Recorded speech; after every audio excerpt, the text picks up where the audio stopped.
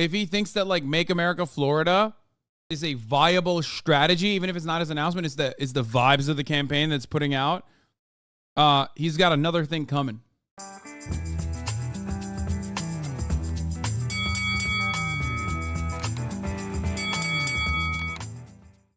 Let's get to DeStinky, okay? Ron DeStinky. He's announcing running for president tomorrow. I got to go pee. I got to go grab my food real quick. And it's popping. It's DeSantis season, baby. All right, big fanfare here now. This is a Fox News alert, and Fox News has confirmed that Florida Governor Ron DeSantis will announce his candidacy for president tomorrow. Let's bring in Brett Baer, anchor and executive editor of Special Report. Brett, we hear that the announcement is going to take place 6 p.m. tomorrow night in a Twitter Space conversation that Ron DeSantis will have with Elon Musk. Wow. It doesn't get much bigger than that. That's one way to do it. Yeah. That's right. John, Jillian, good afternoon. I think we obviously all saw this coming, and it was going to happen, forecast to be this week, and now we have the specifics of how it's going to happen. Tomorrow, 6 p.m. Eastern Time, Governor Ron DeSantis will officially become a candidate for the presidency in 2024. The interesting thing about it is, one, his choice of venue, using Twitter, an interview with Elon Musk, that springboard perhaps to touch the MAGA faithful. And also that he has made his rounds. He has been to Iowa, New Hampshire, South Carolina, Nevada. He's been to other states already, and now the official campaign begins. So the question will be whether he closes the gap with the former president or whether this becomes a real brawl. We've already seen the former president, Donald Trump, spend more money on Ron DeSantis through his PAC and ads than they spent on supporting candidates in the midterms of 2022. That's a pretty staggering fact. Brett, we've been talking about DeSantis' potential candidacy for months. Why do you think the team decided now or tomorrow is the moment? Well, that's a great question. I thought there was some thought that we were going to wait until the end of the legislative session, which might have been all the way to June. There may have been a thought that he was losing ground and taking some shots. The Disney back and forth didn't necessarily benefit him entirely. There are some people who said he fought valiantly, but really Disney fought back. Wrong. So I think there have been some missteps along the way as far as the planning and the strategy, and maybe they thought it's better now to get in than not. Yeah, so when we talk about the timing for getting in, a lot of people thought that DeSantis waited too long already. As you pointed out, maybe he thought that he was losing ground. But I think it's worthwhile pointing out that Donald Trump got into the race in 2015 on June the 14th, his birthday. So that's still 3 weeks from where we are now. So, you know, if you use Trump as a measure, DeSantis still had some time. But when you take a look at the Real Clear Politics average of polls I've got up in front of me here, Trump is still in the average 37 points ahead of DeSantis. A lot can change as the campaign gets underway and support waxes and wanes. But that feels like, at this point, an insurmountable lead, Brett. Yeah, and it definitely does at the beginning. And the former president will say it's over. You know, and his supporters will say it's done. We shouldn't even have this primary. But there is a primary, and Governor DeSantis is going to be, he has a lot of money. We just saw Senator Tim Scott get in the race with $20+ million plus some significant backers. Ron DeSantis has much more than that, and he will be a formidable candidate on the trail. The question is whether he takes off and where the trajectory goes. We understand the first interviews with Trey Gowdy on FNC at 8 p.m. Brett, talk to us about why you think the campaign chose the venue, which you mentioned off the top. He's going to announce this thing tomorrow on Twitter Spaces. I haven't done a fact check, but I believe this is a first for a presidential candidate, a major party candidate. And also, he's a fucking idiot. That's why. But we'll see. We'll actually see. I'm not so bearish on Twitter's possible capabilities of elevating the conversation, not internally on Twitter, obviously, but I do think that the secondary market for whatever happens on Twitter is big because all the journalists are on Twitter. Okay? That's the reality. That's something you got to always remember. All the journalists are on Twitter, so whatever happens on Twitter does get an elevated status. Okay? They do, because journalists love covering dumb shit on Twitter. Okay? So I do think that that will not have the same national prominence immediately that it would if it was on Fox News. Doing a presidential announcement on Twitter Spaces is moron coded. I agree. That's what I'm thinking. That's what I'm thinking as well. However,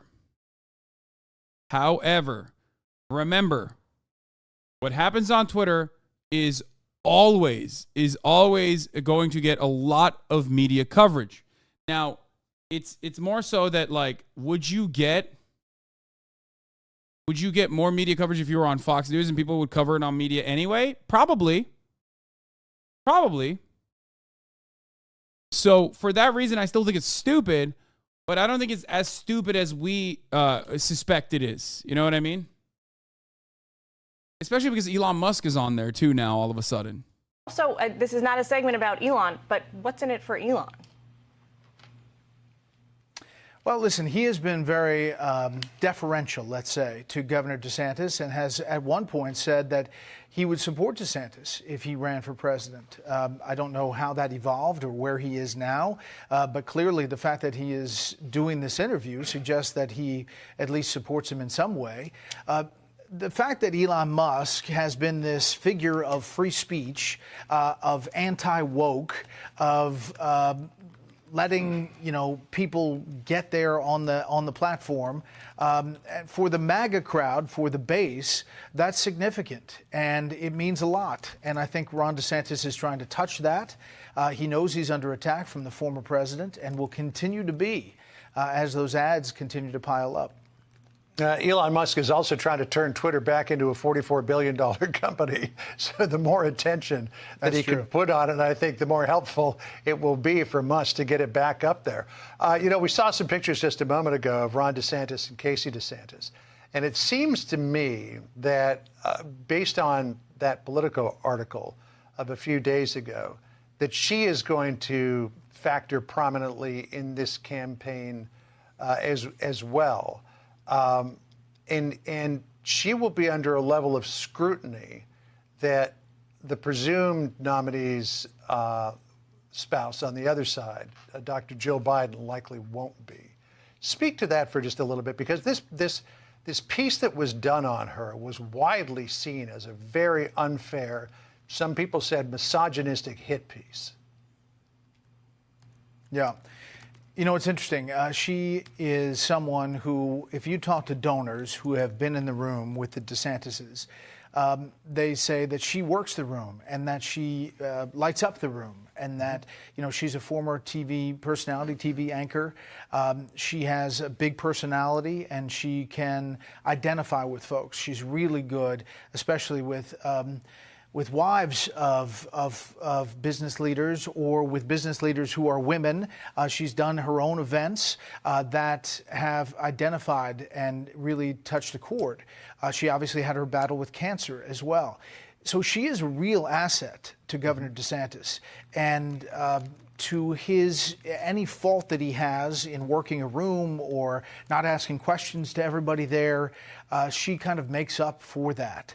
I think just anecdotally, he's gotten better about how he works a room and how he asks questions in recent months. But she's a real asset, and you're right, that piece was a little over the top. Brett, DeSantis' whole platform, for lack of a better word, because he wasn't a candidate until now, has been taking what he has done in Florida, the legislation, the policies he's implemented, and taking that national. Is there evidence, you think, that this is going to work for his candidacy? That's a great question, Jillian. And I think what has been the focus of the coverage is the anti-woke stuff. Woke, Florida is a place where woke goes to die. That's his line from his acceptance speech. Sick. And a lot of the focus has been on the legislation that deals with that specifically. But there's other legislation as well that this governor has started and signed into law that they say totally lays out the conservative values that he's going to campaign on. So I think he's going to use that as a blueprint, as somebody who has done it in Florida, and some things that we haven't really talked about that much. Hey, Sean Hannity here. Hey, click here to subscribe to Fox. Yeah, all of this is bullshit, dog. He's like fucking literally, in my opinion, he's probably losing favor. We don't have enough data to back this up yet. But if I were a gambling man, I'd say that like his policies have actually caused him to lose favor internally inside of Florida. Okay? And part of the reason for that is because my man is hurting businesses. He's doing the number one no-no, which is, touching business interests. Conservatives hate that shit. Okay? It's like kind of the whole point of the culture wars is to distract you away. I always say this. That's a major no-no. So the idea that like you're doing your very best, the idea that you're like,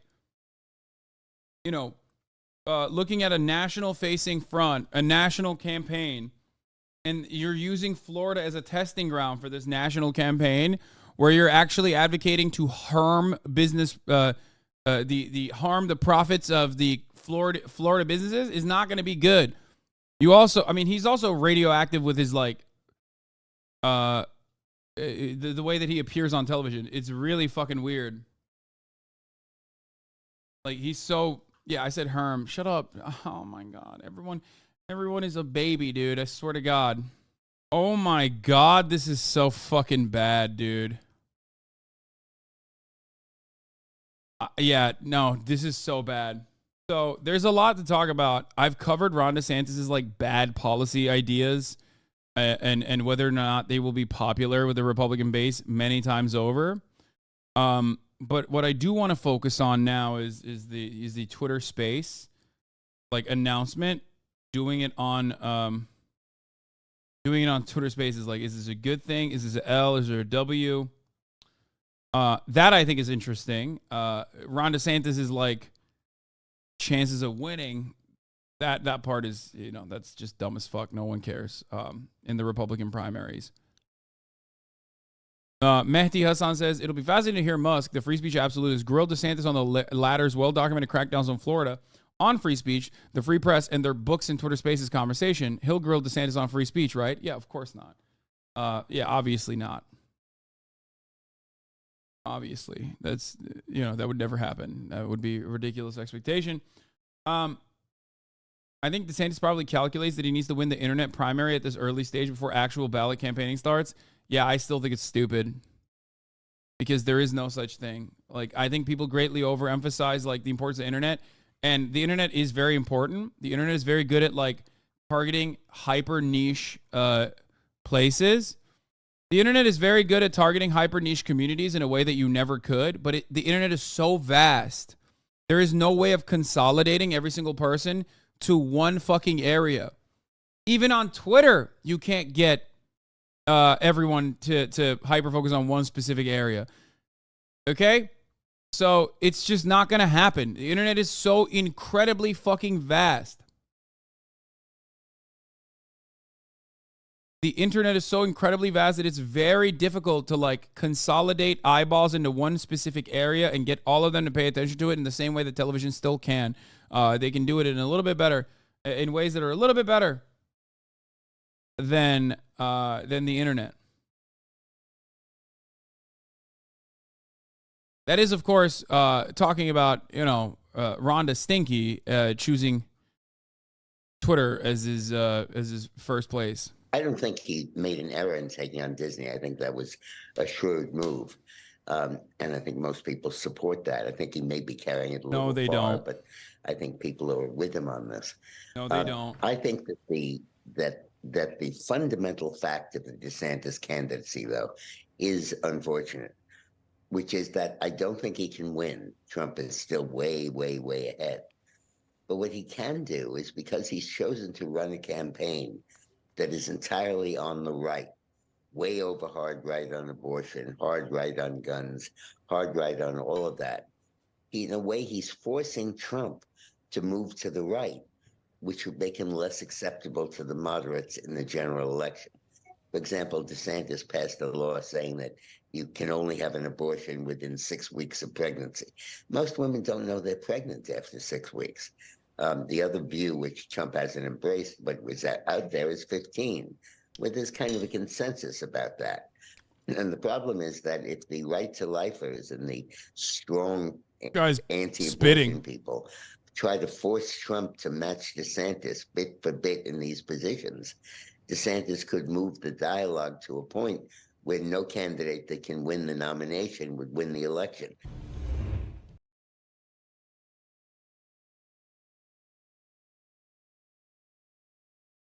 That is an honest conversation among strategists. If you were to ask like old school Republican strategists that triangulate way better than the Democratic Party, they would probably say that in their more honest moments. I'm surprised that this was featured on Newsmax, for the record. Okay? But he's absolutely correct. We'll see what happens, though. I think that Ron DeSantis is greatly overestimating how popular, like, Make America Florida, even if it's not his, like, actual campaign, even if it's not, like, his official campaign announcement, if he thinks that, like, Make America Florida is a viable strategy, even if it's not his announcement, it's the vibes of the campaign that's putting out, he's got another thing coming. Banning abortion at 6 weeks is also psychotic in general, cruel, unusual, but also, you know, it's just not good. It's just not, it's not successful national politics. It's not even successful in fucking Floridian politics. Why can't I? Oh. News now about Florida Governor Ron DeSantis. NBC News has learned he will launch his presidential bid tomorrow evening in a conversation with Elon Musk. I want to bring in NBC News correspondent Dasha Burns. Dasha, what are you learning? Hey, Chris. Yeah, we are first to report that Florida Governor Ron DeSantis will officially step into the national spotlight, launching his bid for the White House tomorrow night on an event on Twitter Spaces with the tech billionaire mogul Elon Musk. They will be in a discussion moderated by David Sachs, who has been a supporter of Governor DeSantis. Now, this is an unconventional way to step into this presidential announcement, but it is what the campaign is looking to do, is use the reach of Elon Musk's more than 140 million Twitter followers by step by traditional media and get directly at conservative voters. Look, the staff, the campaign, the now official campaign almost, has watched Twitter become an increasingly friendly space for conservative firebrands. They've watched as Tucker Carlson has migrated his presence and his show there,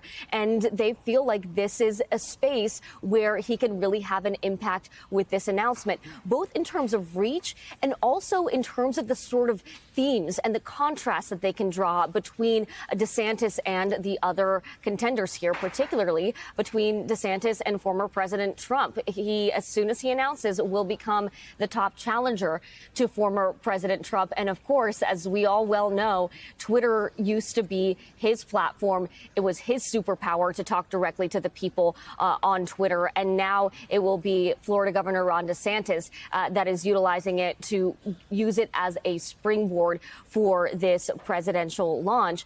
One of the sources that we've been speaking with told us that in the conversation. It's so fucking stupid.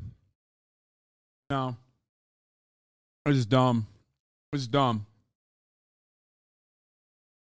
I just don't. I mean, first of all, you know what's more likely? Twitter Spaces crashes. That's more likely. 'Cause that would be fucking hilarious. Oh my God, Donald Trump is gonna make so much fun of Elon Musk, and also so much fun of fucking Ron DeSantis as well. It's crazy that people think this will have any traction at all. No, it will. It will have traction because people will cover it. People will say, "Oh my God, how unique, how interesting," but it's a gimmick. I think a lot of people forget that, like, there's a reason why. There's a reason why traditional shit works, okay? It's a fucking gimmick. And that's a one-off, okay? It doesn't say anything about your perspective, or what it says about your perspective is really fucking stupid. That, like, you think Twitter is a safe haven for, like, conservatives. Well, sure. But, like, Twitter alone is not going to float you, you fucking idiot. It's not. Twitter can't even fucking float itself at this moment. Between Like, your goal shouldn't be to help out Elon fucking Musk establish Twitter as like a good platform. Like, you're doing more for Elon Musk in that regard than for your own campaign. It's very stupid. Musk in the campaign, he made it clear that he believes that former President Trump cannot win again. He believes that DeSantis can. He believes that DeSantis is the future. And the contrast that the soon-to-be official campaign is looking to draw is just that. They will be looking to draw the contrast of future versus past, of success versus failure, of action versus talk. That is what you're going to see as he steps out into the field officially here. And we're going to see him launch a video in addition to this conversation on Twitter Spaces, which, of course, is an audio. He needs a pro-business look, though, after Disney. Bro. First of all, Twitter Spaces doesn't even have video components, so that's going to be hilarious to see. I can't wait. Platform for audio conversations on Twitter, but he'll have an official video, and then next week he will do a swing through some of those critical early states, hammering his message officially as a presidential candidate. Chris, I don't even think Elon has that kind of juice anymore.